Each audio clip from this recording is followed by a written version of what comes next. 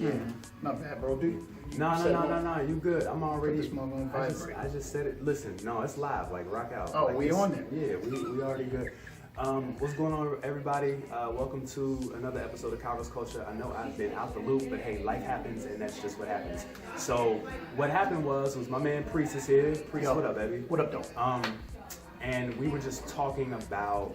We've been having this conversation since Sunday, and he stopped by. We're at my church right now, Advanced Church Columbus, and we were having such a great conversation. I wanted to translate some of it just to the vlog and get it out there because I feel like the people need to hear what the Lord is sort of communicating through us. I want you to start. Actually, say what you said about the church or why Christian hip hop and just ministry period is not as effective as it could be and should be. I feel like, and this should bless like those of us who do this type of music, right? But like, I feel like it's not that CHH is dead. I just recently read like a blog or something like that. Shout out to Shabby, Chris, you know what I mean, everybody.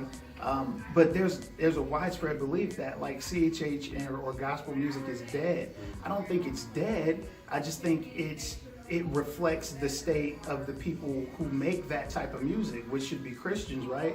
It's alive, it's just ineffective. Yeah. You know what I mean? And I think any music or genre of music, if we look at the history of it, it loses its potency when the creators of said music no longer reflect the culture that created that particular music. Absolutely. And I think that's exactly where we are with CHH and gospel music right now. Yeah, because it's like many of us will minister from places that we don't live. Right. So we will tell you to live holy, but we not living holy. Or we will, one thing that I'm noticing now is that we're esteeming our humanity above righteousness. Yeah. And so, you broke it down so eloquently. It's really trying to recreate this conversation, but you just can't. It was like when you were talking about how in the early cross movement days, it was all like theology, holy, and then to what it is now, where they broke down scripture. Like, okay, brief history of CHH, and it goes way back, right? But I'll start with what I feel like was its rise. So shout out to our pioneers, Tunnel Rats, DC Talk. You may notice him, Michael from Newsboys, the lead singer. He was CHH. Like back in the '80s or whatever. DC Talk. Okay. But I feel like it's and Grape Tree. We ain't forget about y'all either. But what happened, man, was like it reflected our music. CHH, when it started to raise up in like somewhere around 1999 through its rise, 2005 era and stuff like that. Yeah. It always reflected the state. They had authentic people making the music, right? Yeah. And I think we just took the same path that hip hop was. And I will try to use that as an example. Hip hop was created out of rebellion. Yeah. It was created because people didn't have resources, but they needed a voice. Yeah. And so the lifestyle that those people and the conditions that they were in was reflected in the music. Yeah. It's the same thing with CHH. We had authentic believers who weren't being represented in hip hop, but they loved hip hop music and they were authentically a part of the hip hop culture. Yeah. But their viewpoint wasn't reflected. Yes. So you had people like Cross Movement who just started rhyming about the viewpoint of the lives that they were living. Yeah. Like they was fasting, they was praying, they was meeting up and ciphering and rhyming. And so what did they rhyme about? Giving glory to Jesus, fasting, praying, and ciphering. Like every Cross Movement album had a cipher. That's what they were really doing. Yeah. I think we're at a place now, man, where the music lacks its power because our lifestyles aren't informing the music that we're making. Absolutely. The music is informing the lifestyle. And here's the thing that always gets me is like people will they'll disrespect the secular side, but there's an authenticity to it because they're actually living it out. Right. So we can even look at somebody like a Future. Future is like, he's on drugs, screaming out for help, but he just has these great melodies that are really catchy and people like them. Right. But people can feel the authenticity of his drug habit and his addiction. For real. So as bad as that is to say, there is still an authenticity of him living what he rhymes about that we don't have. Or you know what? Maybe we do have it and it's just not enough. Bro, I think I just thought about something. You're absolutely right. You know what it is? Our music is not, there's a sea of CHH and gospel music being made, right? I got into everybody to rap. An abundance of music being made. It's just not connecting. Yeah, it's not connecting. It's not connecting because the people making it are not connected, right? Like, isn't that it? Like, you just, it's not that CHH or gospel is dead. It's just that our walks are dead with Jesus. And so the music that we make is just as bland as our walk with the Lord. And that's why it's not connecting. There's no life in it. There's no power in it, right? Like, I think that's the deal. But then you just want to ascribe it to no, it's Christian hip hop. Like, no. Like, we're blaming millennials for the church, you know, people falling away. Yeah. You know, millennials have this. Shout out to my homegirl Keziah. She made this great post on Facebook about how millennials, and Chappelle said it on his recent stand-up, where he's like, yo, millennials are living in the toughest time in the history of existence. Ever. And because we are often skeptical about certain things and because we don't just embrace everything, all of a sudden millennials have this black eye. No, millennials just want authenticity. Bro.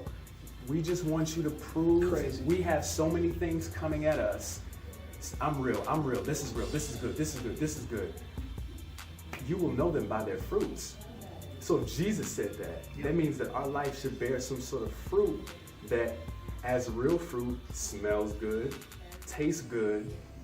I want that bag of grapes. Yep. You know what I'm saying? And I agree with you wholeheartedly that it's just, our lives just seem to not be at a place. And I think what I'm noticing is because this world is so hard and so difficult, maybe the music isn't informing that because we are either turning a blind eye to it, or maybe we're just focused on the things that Jesus ain't necessarily as focused on. Like, maybe Jesus isn't concerned with Black Lives Matter. Maybe Jesus isn't concerned with this form of justice. Maybe Jesus' form of justice is completely different from the justice that we want to see.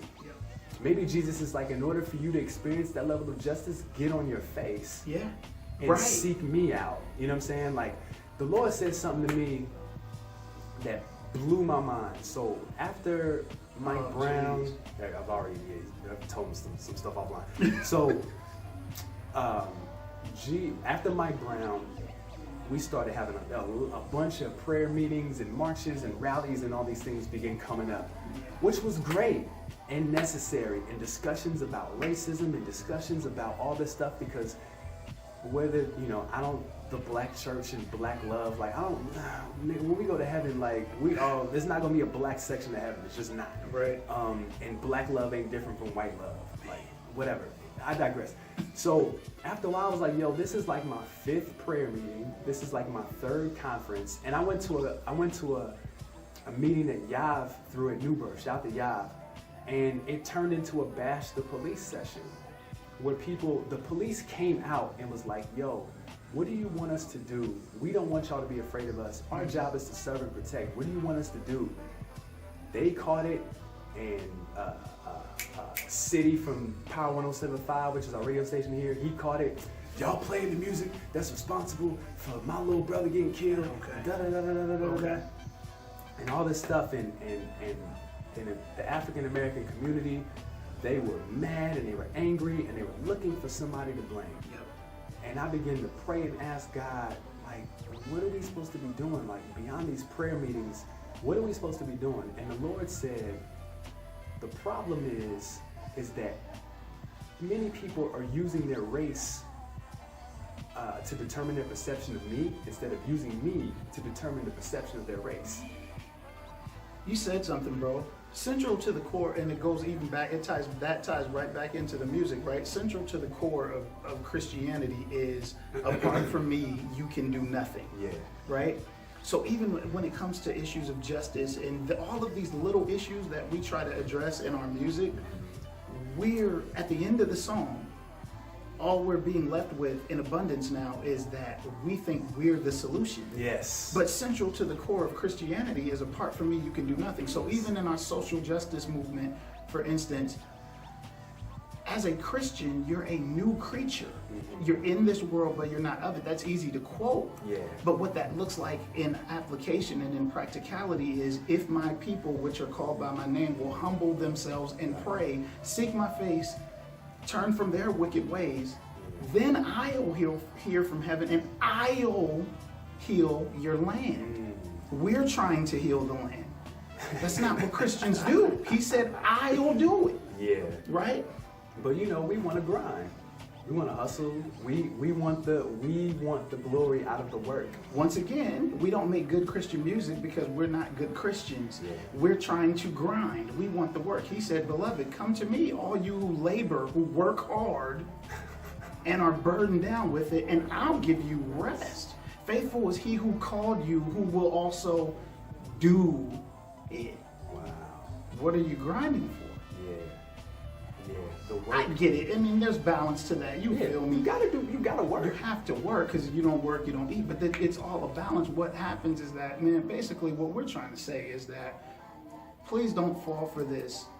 Christian music is dead. Christian music is not dead, because the culture that creates Christian music is far from dead. And the author of the Christian, the author of the Christian, who is the authors of the Christian music, will never die. He is the very essence of life. Yeah. So it's not dead. We just need to actually be good Christians, and then we can make good Christian music. Yeah.